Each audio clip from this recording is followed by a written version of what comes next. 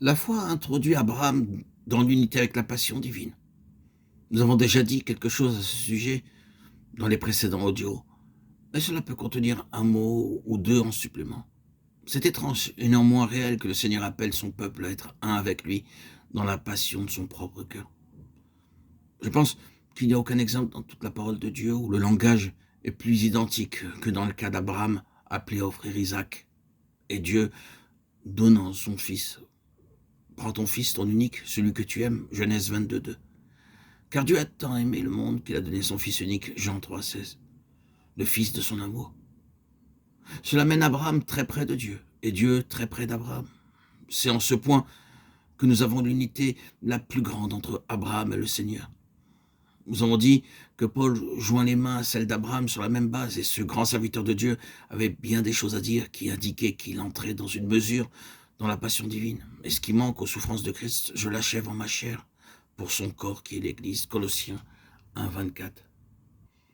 Ainsi je connaîtrai Christ et la puissance de sa résurrection et la communion de ses souffrances. Philippiens 3, 10. C'est l'unité avec le Seigneur dans sa passion. Pouvez-vous boire la coupe que je dois boire?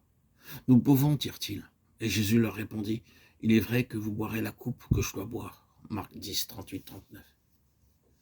Le Seigneur nous appelle à cela en relation avec son dessein. Le grand dessein éternel de Dieu requiert que ceux qui sont liés avec ce dessein en tant qu'instrument pour sa réalisation soient par cela même en contact, mais très légèrement avec sa coupe, qu'ils goûtent à la coupe de sa passion, qu'ils parviennent à l'unité avec lui dans cette passion de souffrance, de peine, de chagrin qui brise le cœur.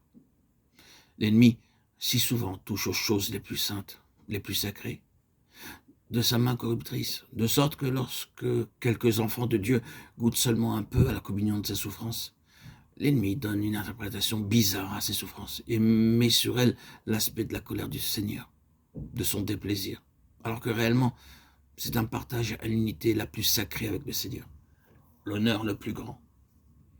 Je suis toujours très hésitant à dire la moindre chose de la façon dont Paul pouvait s'exprimer, comme par exemple cette parole « Je me glorifierai donc bien plus volontiers de mes infirmités ».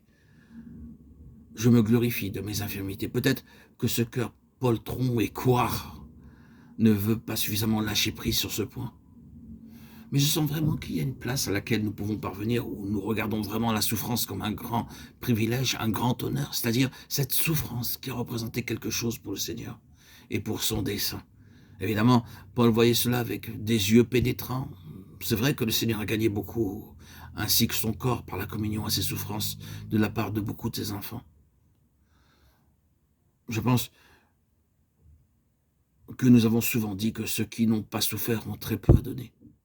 Certes, nous ne voulons pas attacher beaucoup d'importance à nos souffrances. Mais nous signalons la loi. Il faut que Dieu ait ceux qui sont dans l'unité avec sa passion.